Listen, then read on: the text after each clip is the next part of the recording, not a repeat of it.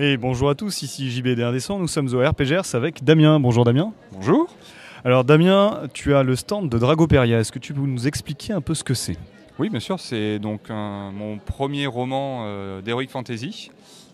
C'est une histoire qui va mélanger tout ce qui est univers médiéval et science-fiction. D'accord. Essentiellement mélanger magie et technologie. Parce qu'il y a, Ok. il y a beaucoup d'histoires qui tournent autour de ça, mais souvent l'un a disparu ou c'est dans les Ouais, histoires. là, Voilà. Alors que là, c'est vraiment la magie et la technologie qui se mènent une guerre sans nom. sans nom depuis des années. Bon, pour le coup, le bouquin commence, c'est la technologie qui a gagné et la magie est interdite. Ceci étant, il y a des mages un peu partout qui essayent de repromouvoir la magie. Ils font même des actes terroristes pour combattre une nation qui s'appelle la Confédération, qui a vraiment pris le contrôle de la planète. D'accord. Et dans cette histoire, il y a un petit groupe de protagonistes qui va se retrouver vraiment, de la manière la plus rocambolesque qui soit, vraiment pas par choix, embrigadés dans une aventure pour retrouver un élément mystérieux dont tout le monde a oublié le nom, qui s'appelle Dragoperia. On ne sait pas si c'est un objet, on ne sait pas si c'est une personne, etc. Un lieu, on ne sait pas. On sait rien. Et l'objectif, en fait, c'est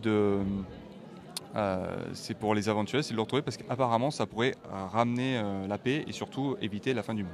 D'accord. Comme dans toute histoire d'aventure, il faut éviter la fin du monde. Oui, vaut mieux, sinon il n'y a pas de suite. Voilà. Donc c'est le tome 1. D'accord.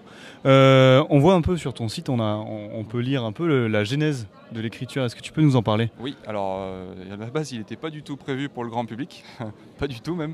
Il était prévu pour mon épouse. En fait, j'ai écrit pour mon épouse parce que ma femme est graphiste, donc c'est elle qui a fait la carte. Le design, vous pouvez voir la carte. Le design, tout ça. Et il y a des dessins dans le livre.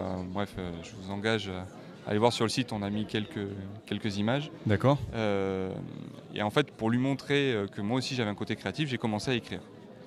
Et du coup, j'ai tellement écrit que le bouquin était né. Ça lui a plu.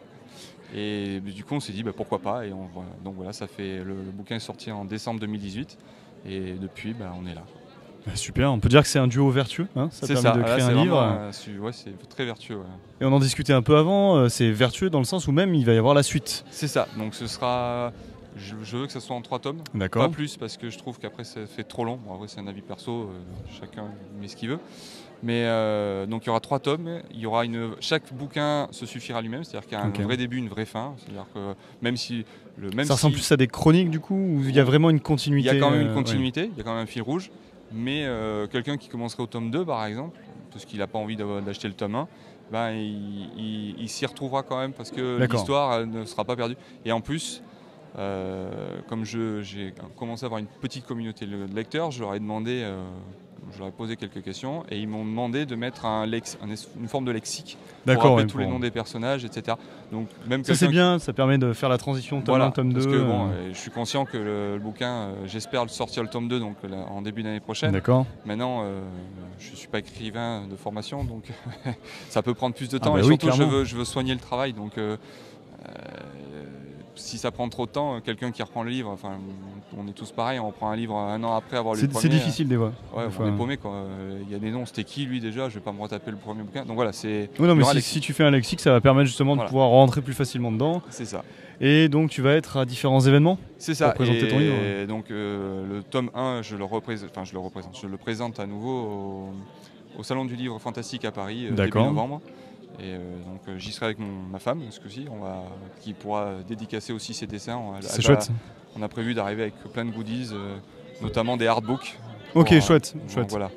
Pour réussir à continuer l'aventure visuellement aussi. Voilà, parce qu'il y en a beaucoup qui font des remarques sur les dessins qui sont très beaux. D'accord. Et bon, c'est vrai que j'ai envie de lui rendre un peu la monnaie de sa pièce, quoi.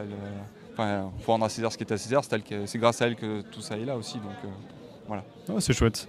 Ok, un dernier mot pour la fin, pour la base de la fanbase qui lit le livre. Est-ce qu'il y a un indice, quelque chose ou même un petit mot à leur dire? Soyez attentifs parce que l'histoire va devenir de plus en plus mature, de plus en plus sombre. Et la fin vous réserve beaucoup de surprises. Ok, on attend ça. Merci à toi. Merci. C'était Damien et JB pour le RPGers 2019. Allez, ciao. Ciao.